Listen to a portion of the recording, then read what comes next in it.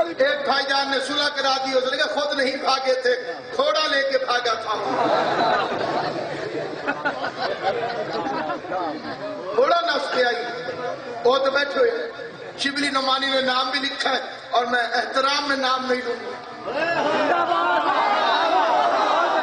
شبلی نعمانی فرماتے ہیں کہ حضرت فلاں رضی اللہ تعالی عنہ سب سے آخر میں بھاگے۔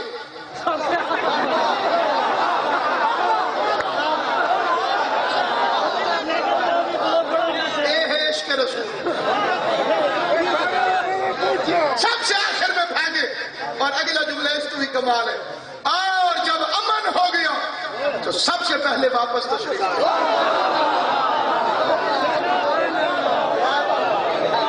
یہ ہے عشق مصطفیٰ۔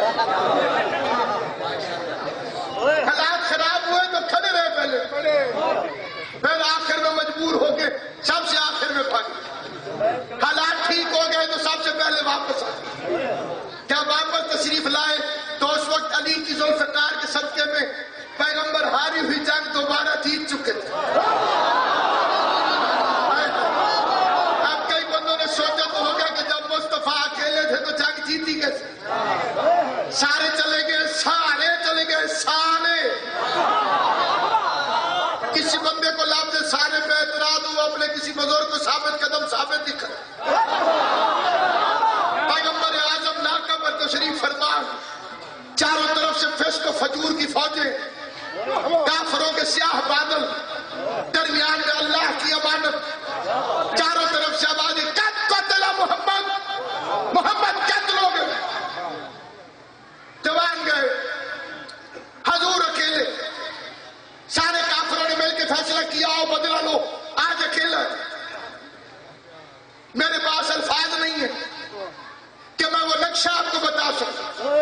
درمیان میں اللہ کا اکیلا نبی، چاروں طرف سے بے غیرت دوڑ پڑے، جس بے غیرت کو جو ملا اس نے اٹھا لیا۔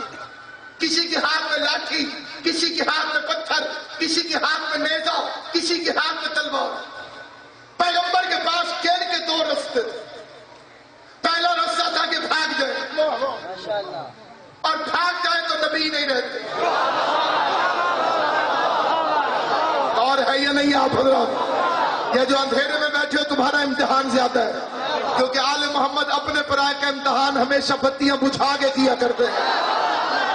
اور دوسرا فکرہ یہ ہے کہ نبی اپنے ہاتھوں سے تلوار اٹھا لے، یہ مسلمانوں کو اچھی طرح سے پتا ہے۔ میں قرآن کی قسم کھا کے کہتا ہوں، پوری دنیا کا مسلمان قائل ہے محمد مصطفیٰ نے کبھی اپنے دشمن کو مارا نہیں، محمد مصطفیٰ نے کبھی اپنے دشمن کو تلوار نہیں ماری۔ آقا دو جہان نے، رحمت للعالمین نے، گنتی کے پہلے عدد نے، حسن اول نے، عقل اول نے، عشق اول نے، محبوب الہ العالمین نے، کالی کملی والے نے، آمنہ کے لال نے، ابو طالب کی گود میں جوانی کے آداب سیکھنے والے نے، محمد مصطفیٰ نے کبھی کسی کافر کو مارا نہیں۔ میرے نبی نے کبھی کسی کافر کو نہ تھپڑ مارا، نہ کوئی کسی کو پتھر مارا، نہ کسی کو لاٹھی ماری، نہ کسی کو تلوار ماری۔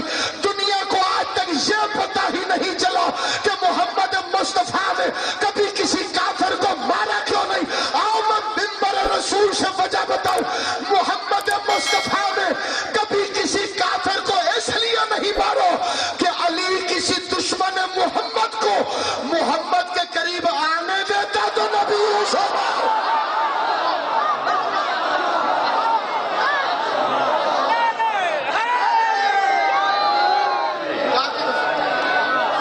وہ آنے دیتا کریم کو کوئی مار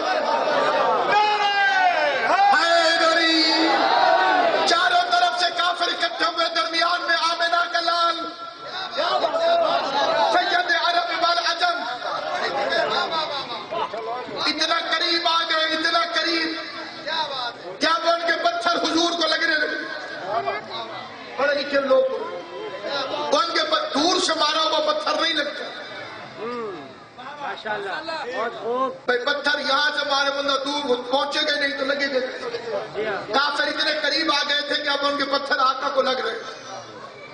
قریب پہنچ کر انہوں نے اپنی تلواروں کو یوں کر، اب تلواریں یوں ہو گئی تو اس کا مطلب یہ ہے کہ یہ نیچے ہوئی تو خدا نخواستہ بدن رسالت کے ٹکڑے ہو جائے۔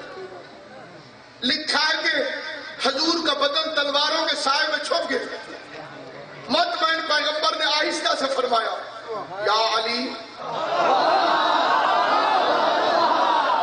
اللہ تعالی زندگی میرے جسے بات سمجھ آئی، جسے لفظ سمجھ آیا حسین کی ماں اسے عاجل عطا فرمائے۔ بچہ خوش ہو کہ علی نے فضائل سن کر اب آ رہے یا علی، علی کی یہ ختم نہیں ہوئی کہ محمد اور مشرکوں کے درمیان سے میرا بادشاہ علی گزر گیا۔ مشرکوں اور محمد مصطفیٰ، بسم اللہ بھائی نور بلان، مشرکوں اور محمد مصطفیٰ کے درمیان سے میرا بادشاہ علی گزر گیا۔ علی کا گزرنا تھا کہ کٹ کٹ کے مشرکوں کے سر محمد پہ صدقہ ہونے لگے۔ علی نے ایک ہاتھ میں گھوڑے کی باگیں پکڑی، دوسرے ہاتھ میں میرے بادشاہ نے اپنی تلوار کو یوں نہیں چلایا کہ لڑ رہے ہو، خالی اپنی تلوار کو یوں ٹیڑھا کر کے علی نے پکڑ لیا۔ ایک ہاتھ باغوں میں، دوسری طرف ٹیڑھی تلوار ہے، درمیان میں محمد ہے۔ علی محمد مصطفیٰ کے گرد گھوڑے میں بیٹھ کے چکر بھی لگاتا رہا، مشرکوں کو کاٹتا بھی رہا، گراتا بھی رہا۔ 30 چکر محمد کے گرد کاٹ کے علی بتا رہا تھا جیسے دیکھ رہے ہو 10ویں